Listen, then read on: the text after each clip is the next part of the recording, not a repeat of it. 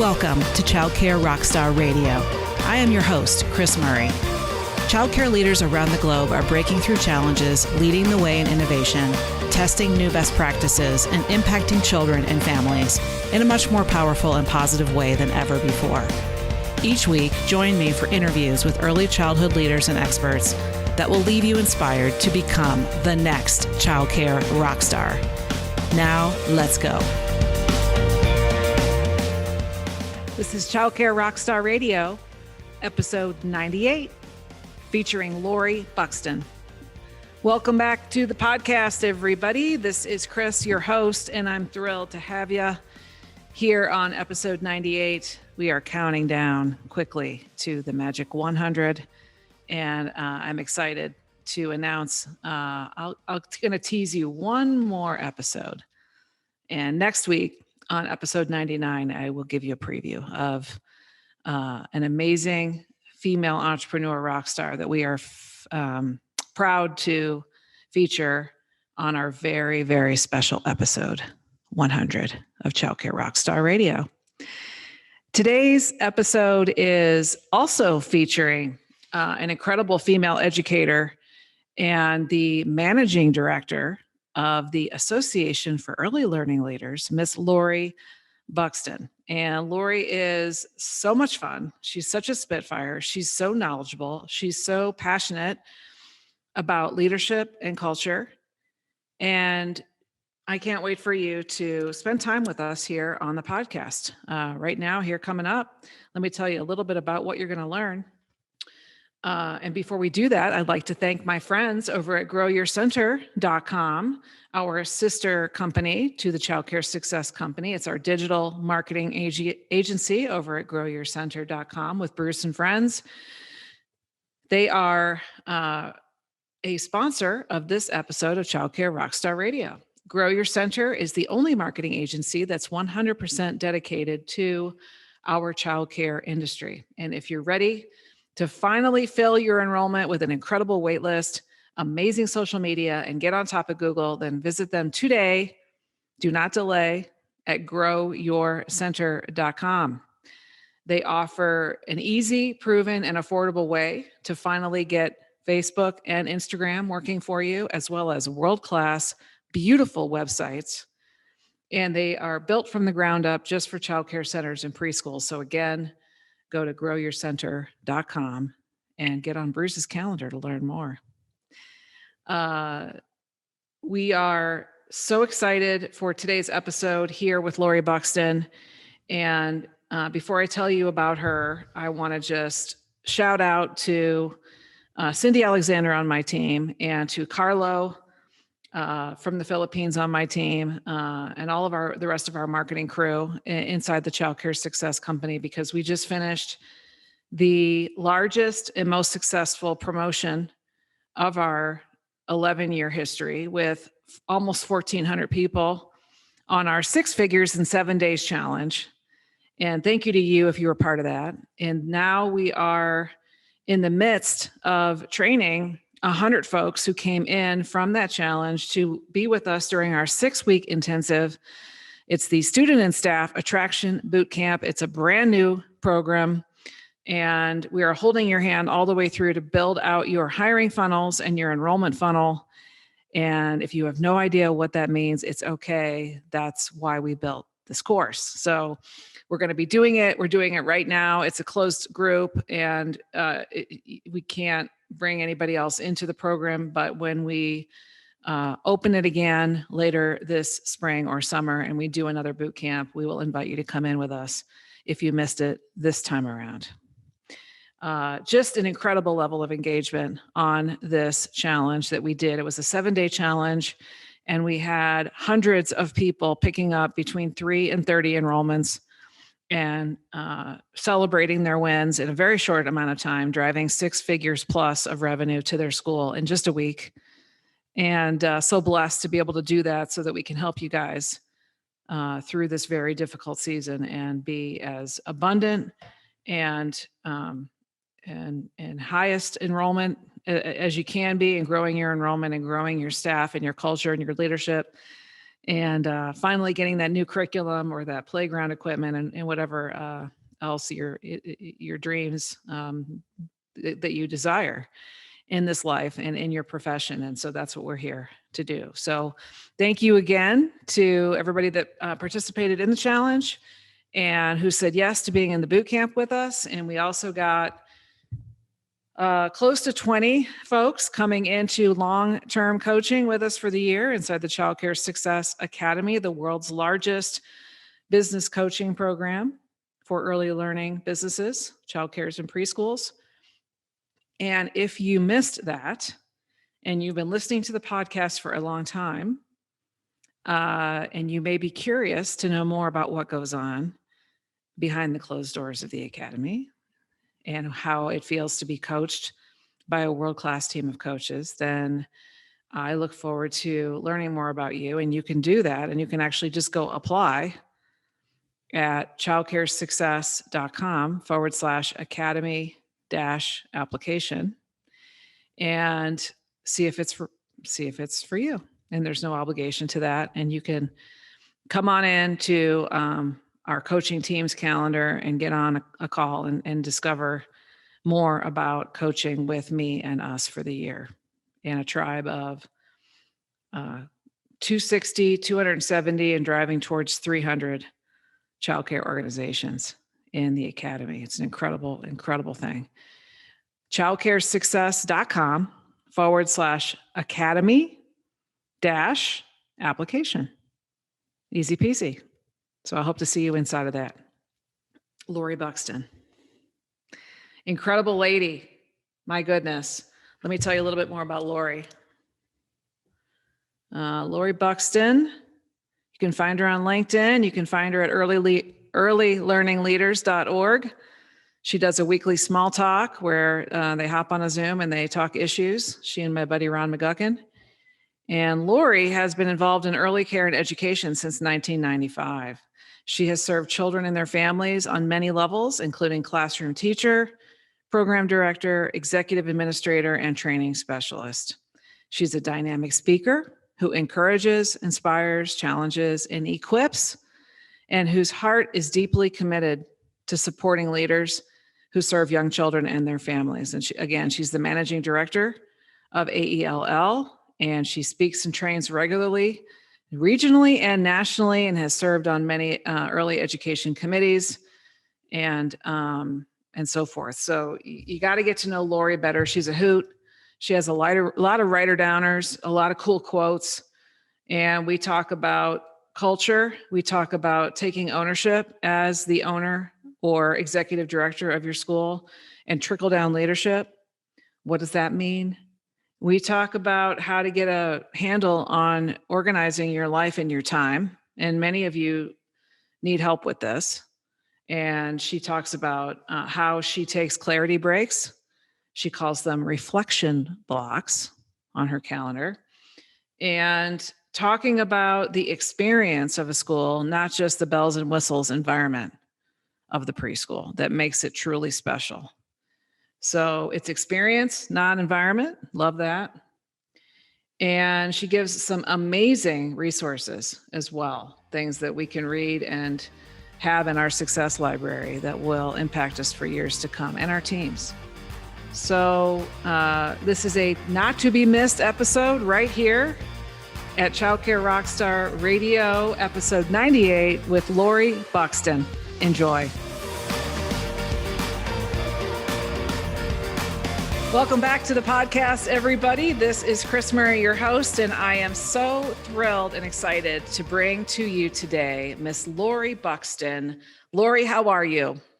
I am good. I am cold in Southeast Texas today, but I am good. And what does cold in Southeast Texas mean? Well, how many degrees? People will laugh at me, and that's okay because, that's what people do. But cold in Southeast Texas is we are barely in the 50s today. And and it's dipping lower and lower as we get into the weekend. And there is actually some snow forecast on the north side of town over the weekend. Wow. Yeah. So we are a little whiny in the winter, but it's a legitimate whine this week. Yeah. Well, it's going to shut the entire town down if it snows. I've been down there when it snows. Pretty much. And what town are you in? I am about 20 minutes from the Port of Galveston. So I'm right on the Texas coastline. Yeah. Cool. Welcome to the podcast. I'm so excited to dig in with you today on this episode here at episode 98.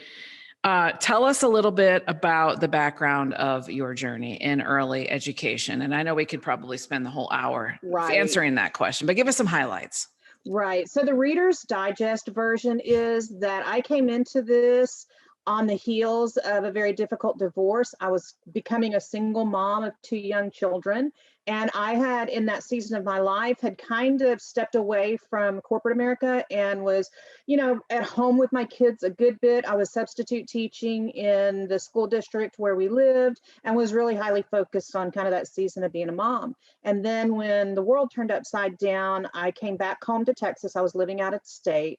And I needed to figure out what I was going to be next when I grew up and how I was going to adopt this new reality and adapt to it.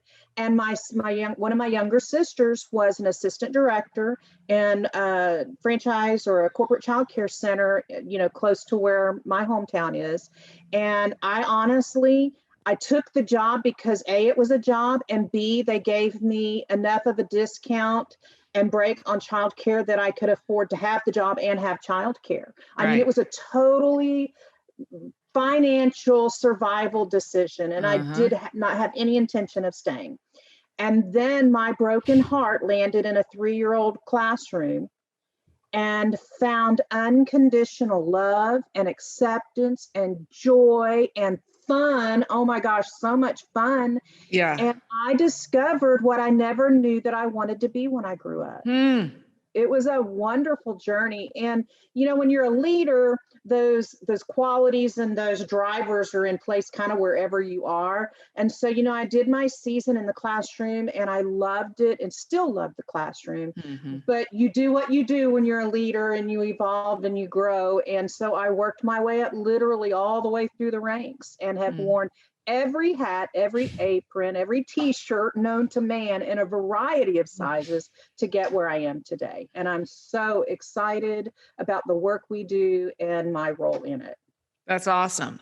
So tell us more about your role today. What's a typical life, a week like for you? And I'm assuming you own your own school now, or tell us more about that. Actually, I do not. I am not a practitioner any longer. And that was kind of a tough transition in my career. I have,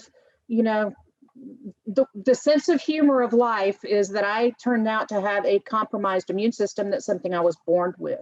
I was just that sickly kid. And then you put me in an environment where, it's a petri dish. And so my health deteriorated, my immune system health deteriorated a good bit in 2010. And I was kind of forced to make a decision about my engagement in center life. And so I made a transition. I had been training, but I made a more full-time commitment to training and development. And of course, I've been now at my actual job. My vocation is to serve as the managing director for the Association for Early Learning Leaders.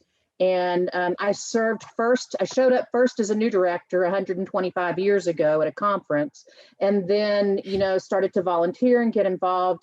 I ultimately ended up serving on the board of directors for, I think, 8 years. And then a need evolved and I was the right fit for that need. And so we made the transition from the board to actually heading the association at the staff level. And so I am doing what I love and loving what I do. And so what I love about what I do now is that the things that I learned, the broken, bones and the skint knees that I, got along the way, now I can support the people that are out there in the trenches doing the work. So I get to still be involved and spend my heart without compromising my health.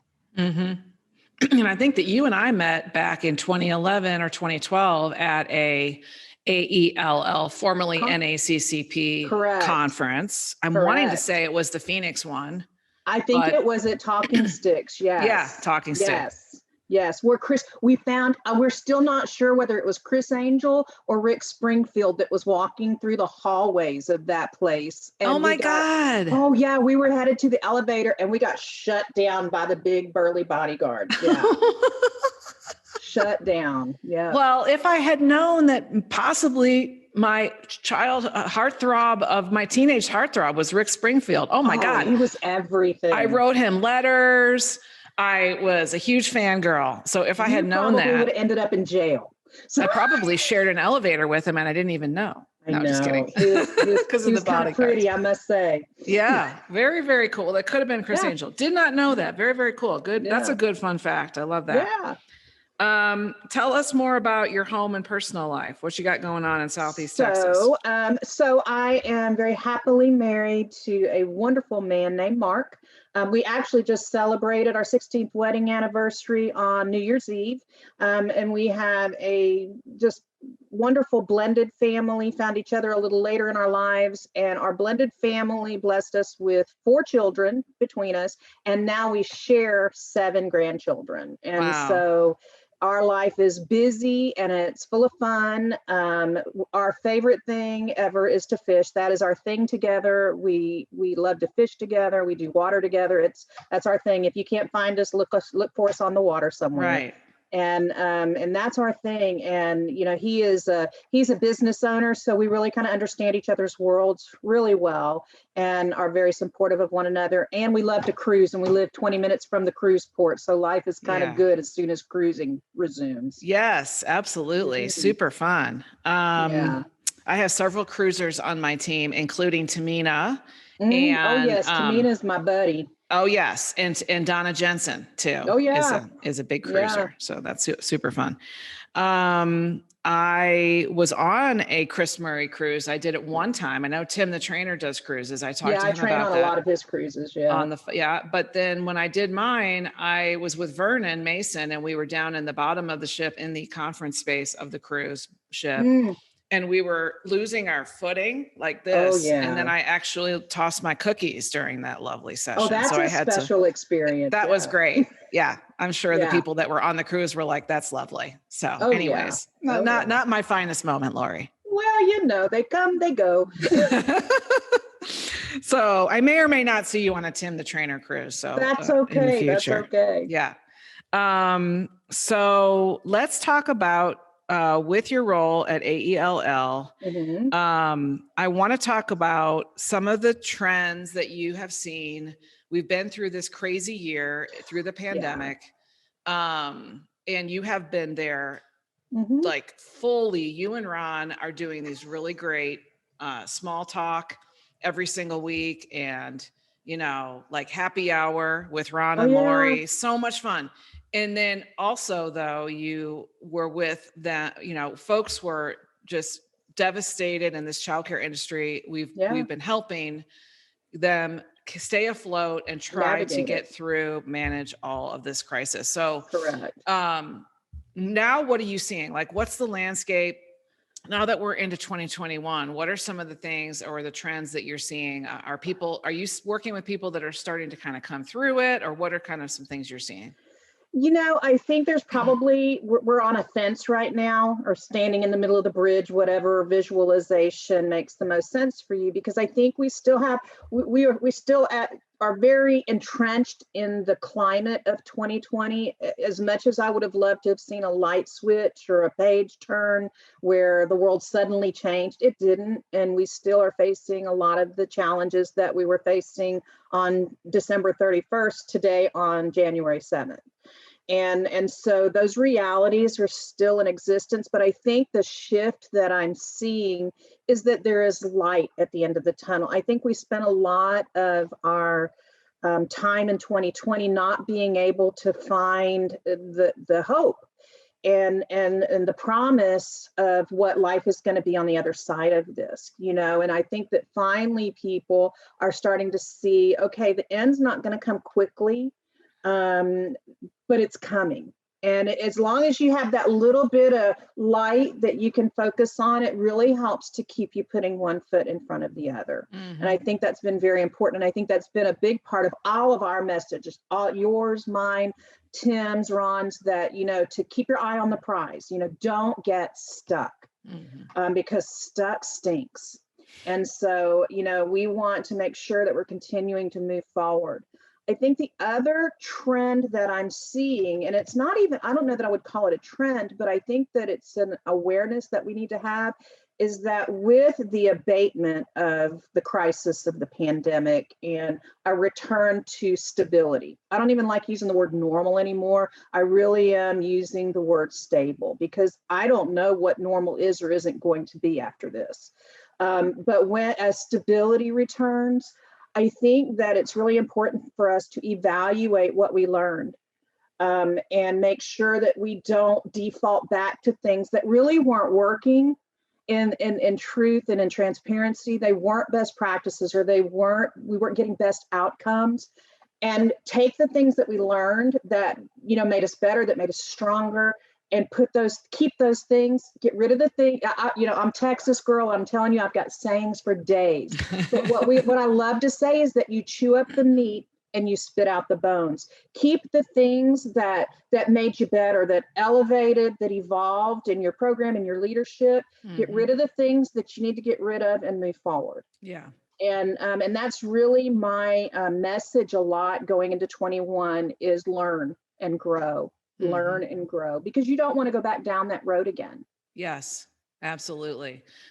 What I find is just the game changer for folks that we help is helping them with their confidence, which comes from the learning and growing that you just shared with the skill development is, Correct. Becoming smarter, wiser, more confident about these crises, these things that you're going to face, is once you've done them and you can do them elegantly or eloquently, including having the hard conversations with staff and parents, then you start getting even more and more and more confidence as a leader, Do you see that too? Absolutely. And do you know something? I think a real gift that came out of this whole thing, and sometimes you have to dig a little deep to find the gifts, but don't stop digging because they're there. But one of the best gifts I know from my own leadership and even in my personal life has been we've been forced to embrace creativity and out of the box thinking and alternative solutions, plans, processes, and to accept things we can't change. Instead of beating ourselves up against a wall or, running into the same mountain trying to change something that's not changeable. I have loved some of the creative solutions that I've seen leaders coming up with. And some of it is solutions to, the immediacy of our situation, what have you, but they're starting now, that creativity is starting to stretch out into next year and 5 years from now, as they have re-engaged in imaginative, creative thinking. Yes. I think it's so easy for us to get comfortable. Pardon this, but it's just the truth. Our couches will make a nice little group that fits our butts, and we will sit there in our comfy place unchecked as long as life will let us. That's right. And I think that this is propelling us and compelling us forward. And somebody asked me right at the end of the year, and I think it might have been on Small Talk. This was part of our conversation about what do I feel has been the biggest change in me. And I told them, I said, I feel like my brain is wide awake. And I think that's very special, and it's very necessary as a leader. Yeah, I completely agree with you. I had a recent leadership retreat and I felt more energized coming into that morning of walking in to be with my leaders. Was creativity was the jam. That was like the thing that was right there for me was, guys, even though we might be like developing processes and checklists and doing things that aren't that sexy, we can still bring a lot of creativity to it, and passion and innovation. And so whatever you're dealing with, even if you're doing like a ProCare software installation or whatever you're doing, but there's ways to take it and just make it fun and make it creative. And absolutely. Well, if it's not fun, I'm not going. And that's just my, that's my thing. And it doesn't mean that it has to be all happy, party. You just need to be able to find joy in it. And typically that joy is going to be found in the value that you place on the work that you're doing. Not the kind of work, but the value of the work. Love that. So let's talk a little bit about Aell, and the organization has really come into its own, and I've seen it go through different shifts and pivots, and Sure. it's just so cool and so fun. And you have been at the helm of that organization now for, I think you shared 6, 7, 8 years. Right. And so I live, like I mentioned, in Southeast Texas, right on the coast of Galveston Bay. And I agreed to my new role and officially started in that capacity on August the 11th of 2017. And on August 26th, my house got drowned by Hurricane Harvey. Oh, and God. so like for the first several months of my seat in this role, I was sitting in a camper in my driveway while they put my house and my world back together again. And so, yeah, I don't recommend that start. And there's a reason that we don't see what's coming all the time, because we never get out of bed. And so, you know, there are things that I learned through that journey that actually have so served my leadership role here, because life, I mean, I don't care who you are, where you are, life is about pivot. Yeah. Life is about adapting. And if you're going to be successful in whatever your role is, you're going to have to embrace that. You don't always have to like it. You wouldn't always pick it in the buffet line, but you have to learn how to do it, because the alternative is living under your desk or under a rock. And that's not for me an option. And so 2017 is when I started. And like I said, my tenure with the association started in 2001. I was a brand new director when I walked into my very first conference and never looked back. And I am so grateful for, obviously, this association, but just the field of early education and how much it embraces our development and our journey and the team and community way that we do that. It's not every man for himself. It's like we're all on the same team, and we get there better when we do it together. And that really is the heartbeat of Aell. It's very much community development driven. You know, it's got a very laser focus is the word I want to use, but a very clear lane, and it's focus on leaders, developing leaders. And it's been, you know, we just celebrated our 36th year last year in existence. And I think that focus and knowing your lane is what sustains you as you work the pivots. I mean, life is going to change, but you need to know who you are. You need to have a sure sense of your identity and your role in your community, whatever that is. And Aell, I'm sure, is represented by members in all 50 states, or probably close to. Are there pockets where y'all are stronger, where you feel like for me, the Southeast, and to some degree, the Midwest for me is the strongest. I don't know why, but Georgia, Florida is big for me. Do you guys have little pockets of? Oh, absolutely. And, you know, I'm not always sure that I understand why it works out that way either, because I know that, you know, you have kind of the same entrepreneurial spirit, and you have the same passion to support and to, you know, get those resources into the hands of people that need them. So it's not like we're only showing up in certain parts of the country. I think that there's just places where you gain traction faster and in a broader sense. So for us, definitely Florida. I don't know. I was born in Florida, so there's something magical about Florida that, you know, they're all in. Texas is a very big state for us as well. Oklahoma, which makes no sense at all. I love Oklahoma. My husband's from there, but Oklahoma, we have big fans in Oklahoma. We have kind of that Midwest pocket, and we have a growing pocket up in the Northeast. They finally are no longer scared of my accents and my sayings. And so they're kind of embracing the journey now. Well, and that's where Ron's from. So. Oh absolutely. Yeah. He's the Pied Piper up there for sure. Yeah. For sure. And That's great. we're also starting to see an expanding presence on the West Coast. We have a lot of our volunteer force by way of ambassadors and our board members that are representing those parts of the country. And we're starting to get that traction there as well. So I think, just like with anything, it's about relationship, and the more effective we become at first establishing and then, you know, really maintaining and nurturing those relationships, that traction catches up. So let's talk a little bit about leadership. Before we hit the record button, we were talking a little bit about culture and leadership in school settings. How do you, I guess, well, let me start with, you said, well, really leaders, when they come in and they're new leaders, and you're working a lot with new leaders, they need an understanding of really what is culture, what is school culture, what does a culture of excellence mean, and how can new leaders or leaders that need a refresh on it start making some baby steps towards a positive collaborative culture.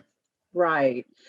Well, and for me, and a lot of probably my platform, and for lack of a better word, has been, you start with self. You can't impact and influence effectively if you're not squared away. And so whether you're a new leader or maybe you may be a seasoned leader, but maybe new to our field, new to our community, because we see people come from all different experiences and backgrounds into our field. And so what my first goal is to get everybody kind of transitioned from that boss and manager mentality to a leader. There are things that you manage. That's true. There are things that I manage every day, but my role is not a manager. It is a leader. And I want to help people to evolve to that place. And I think I use this analogy all the time when I train, and I talk about, almost all of us to a person, regardless of what field you're in now, we played school when we were kids.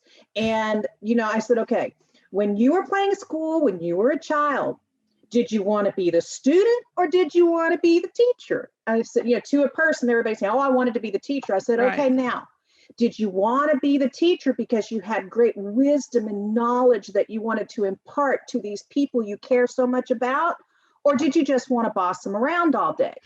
And of course, everybody wanted to be the boss of everybody else. And I said, the thing is without developing that leadership and without understanding what a real leader is, our default will be go to that place. Well, especially, I see this especially in action when leaders evolve up out of the classroom. That's a challenging transition to make, to come up out of the classroom. And we like recruiting, we like building and developing our own into our future leaders, but that can be challenging to change that mindset from I'm now the boss of all these people to being the leader of this team. And that's a lot of my work with the individual. Because your culture is going to be born out of whoever you are, not what you do, but who you are. And so for me, there are 4 principal truths for me, how you build culture. And I think it starts with these understandings. Culture isn't about the environment, it's about an experience. A lot of times we try to throw all this stuff at the building, at the nomenclature, at the media that we use to put our messages out, but we're not paying attention to the substance. Yeah. I know that you know this because we walk in a lot of the same circles. There are some really phenomenal schools out there with the latest and greatest equipment. Yeah, all the bells and whistles. Bells and whistles out the door, right? But when you peel the layers of the onion back, you find people there's no team, it's staff, it's not team.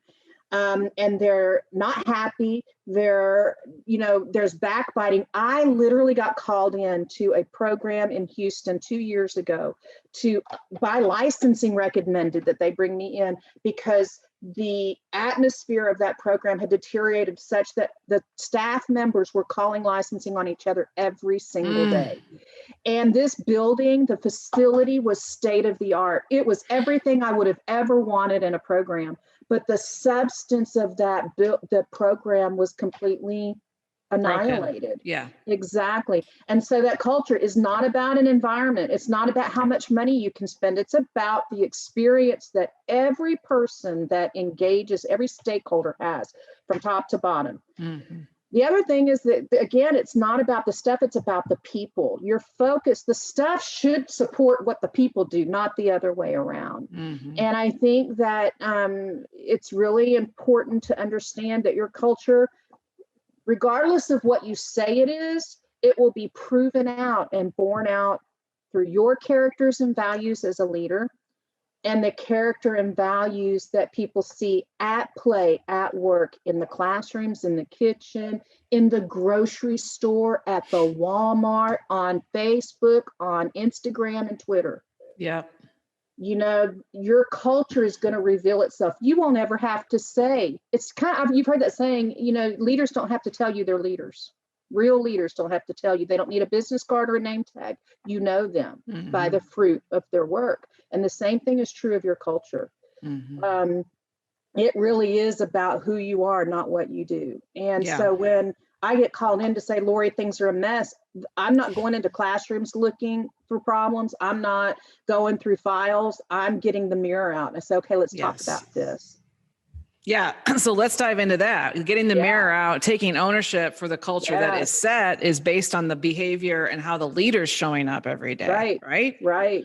So how do you work with people to try to turn that around? Like if you get the mirror out, and then we got to start peeling back the layers of really what are the values that you're bringing into the program? How are the conversations you're having? Are you actually even meeting with people on a one-on-one? Like, are you helping manage and lead people on a regular or, what's going on? So absolutely. Well, one of my favorite quotes in all the land, and I have a lot of quotes. If you know me for a few minutes, you know that I have a love affair with quotes, but one of my favorites, especially when I'm having this kind of a conversation, is from John Maxwell, and it's, you attract who you are, not who you want.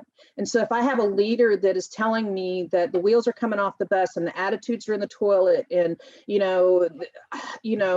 chaos abounds, then I'm going to say, okay, well, let's talk about where you're at.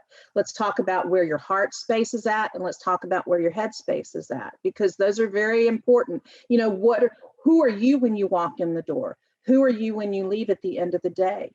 What are you doing about your work-life balance? What are you doing about your relationships with the parents, with the children, with the team members, with your community at home?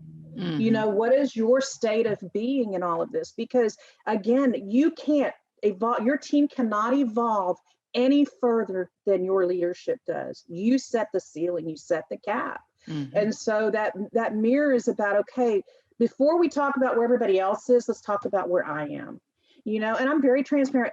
I didn't wake up one morning knowing everything. It came by way of broken bones and broken hearts and broken, and not my broken heart. I broke other people's hearts with the mistakes that I made. And, I would not hurt somebody to save my life, but I can hurt people unintentionally. Yes. Because I am not doing the work I need to do to be aware and engaged. Yeah. And so, inadvertent hurts the same, hurt hurts. And you have to take ownership of that. And you have to be willing to ask the questions and hear the answers about how people are experiencing your leadership. Because you can have what you think is a clear idea of what kind of leader you are and your impact and your influence, and you can be very wrong. Lori, I think that my own leadership journey is that when I was a younger leader, I didn't realize the power of the words that I used and the nonverbals too. Oh yeah. And the one saying that I had Simon Sinek at my summit last October. I love him. And it was so great to spend an hour with him. And he said, when you're a leader, a whisper becomes a shout, because what you put in, you might think you say it softly, but your team hears it as a big thing, but you didn't mean it as a big thing. And you didn't realize even maybe that you said it, or that you said it in the tone that you said it in. So I think that we also just need to be more careful, and then thinking about, how is the person I'm telling this to going to receive it? And what frame of mind are they receiving it in? And just taking our time a little bit. Everybody's running around like their hair's on fire. Right. And especially with COVID. Right. So like we got to, we're not getting anywhere any faster. No. And not everything is a level 10 emergency. It's like, calm down, people. Some things are like a 2. Yeah. So, and then we wonder why the children are in the state they're in. Yeah. I know. Yeah, exactly. Well, and you're absolutely right. And the thing is that we don't realize that those words, like you said, the whispers, they're delivered through the vehicle of our influence.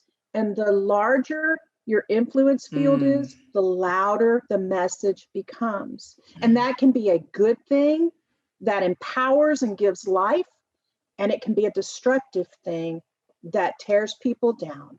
And you have the control. We have so many things we don't have control of, but we do have control of that. And that control comes with responsibility. I love that. The magnitude of the influence of the influencer that you are, that is the representative of the impact that your words, it's the volume, it's the impact. Absolutely. You know, that's very powerful. And so, you know, we don't always understand our influence because we're busy and we're flying through the day and through the moments and what have you. And that's why the reflection can't, and this is the other thing about really being effective and a long-term leader in this field especially, is that reflection can't just be something we do when the wheels come off the bus. It needs to be a regular practice. Okay, so New Year, my organization is not my natural state of being. I am kind of an all over the place, fly by the seat of your pants kind of girl in my natural state. You know, your responsibilities mold and evolve you. Well, this year, I've spent the last 2 days blocking out my schedule so that I can have very, you know, focused attention where it's needed. And I have to tell you that one of the things that I put on my calendar is reflection. I have integrated that, you know, I have a time block each week where I just sit down and reflect. I reflect on obviously what I've done, what I've got going on, but reflect on where I am, that mirror moment. Where, you know, because if I'm not okay, there is no possible way that the people that are depending on me can be okay. I don't care what my intentions are. And so I have to, I mean, it's not a want to, it's not a preference, it's not a suggestion. You won't lead where you are long if you don't adopt that practice. Or you're going to burn out. Or you're going to burn out, or you're going to burn out the people that you depend on, and you're going to have a whole new group of people to train and figure out how to navigate those waters. And it's expensive both to your pocketbook and to your quality of life. Yes, absolutely. So I love that. That's a writer downer, everybody, a reflection block on your calendar. I'm going to do that. Some of us call it clarity breaks, but whatever you need to call it so that you'll do it. I don't care. And I think accountability is critical to a leader as well. So put it on your calendar, and then either let somebody know that it's on your calendar. You know, if you have an assistant that you're working a calendar together, don't put it on your private secret calendar so that you can ignore it if it's an inconvenience. Put it on a calendar where somebody's going to hold you accountable to it. That's good. Really, really good. Looking back so far, Lori, what one thing would you do differently in your life or in your business, career life, if you had to do it all over again? That is such a great question. That is like and it's not an easy question. No, it's not. Really had, and I will let you guys know, she gave me the opportunity to get this question ahead of time so that I wouldn't have this deer in the headlights thing working right now. But I got to tell you, here's what I would do. And it would be that at the beginning, like when I was first coming up through the ranks, especially as I was in positions where I could make decisions about how I spent my time and my leadership and the resources that I stewarded, I wish I would have known how important it was to invest in me, to invest in my leadership, to invest in my development, my growth, my work and life balance, because you know, in our world, the natural state of things and our proclivity as, you know, leaders in an ECE environment where people are our thing, whatever their size, our tendency is to put other people first, to deposit our resources, our time and our energy in everyone else. And that's not a bad thing as long as it's not to the detriment of you. And I think that it wasn't anything anybody did wrong. It's just what we did because we didn't know better. You know, at 25 or 30, I didn't understand what the long-term effects of not taking care of yourself, your leadership, I didn't know what those were going to be until, you know, you hit the wall or the plate hits the floor. And so I wish that I would have invested more earlier on so that it didn't take me so long to know the things that I know now, because obviously I paid for some of that with my health. I paid for it with some of the leadership decisions I made along the way. But because I was a leader, other people paid for it too. And so it's a place that I encourage you, wherever you are, it is never too late to start taking care of you, putting yourself at the top of your priority list. It doesn't make you an egomaniac. It doesn't make you arrogant. It doesn't make you any of those things, as long as what motivates you is the good of the whole. Mm-hmm.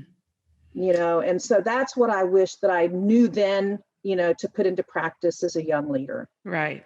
Love that. That's fantastic. And so you've got resources at Aell for that, very affordable membership. And of course, this podcast is about the resources we offer, but I always like to bring different associations and different groups and different memberships so that people know about it. So I'm going to have you give some information about Aell membership.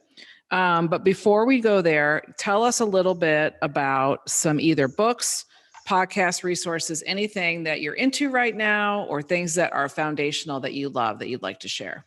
Okay. So obviously, so books, I'll start there. I really believe in reading, and if you don't have time, you need to revamp your schedule. You need to read, you need to feed your mind. And It's a great mental break from the stressors of the day. It's so important. So I have two very favorite books. And if I mentor you, if I come into your life, you're probably going to end up with one or both of these books in your hands. The first one is called Lead with Love, and it's LUV. It's by Colleen Barrett. She is the former president of Southwest Airlines, and she came into that role in the most unconventional, shocking to the Fortune 500 world way ever. And it's because she understood culture. She understood what it meant to take care of relationships, to take care of people. And she not only understood it, but she knew how to put it into practice and push it out through the ranks. Excellent book. Cool. If you're leading a team. So Lead with Love. And it's like a little book. It's not going to keep, it's not a life commitment. Right. So my other book it's been around for ages, but it is so good. And I train teams out of this so often, but it's called The Way We Work by Cynthia Tobias.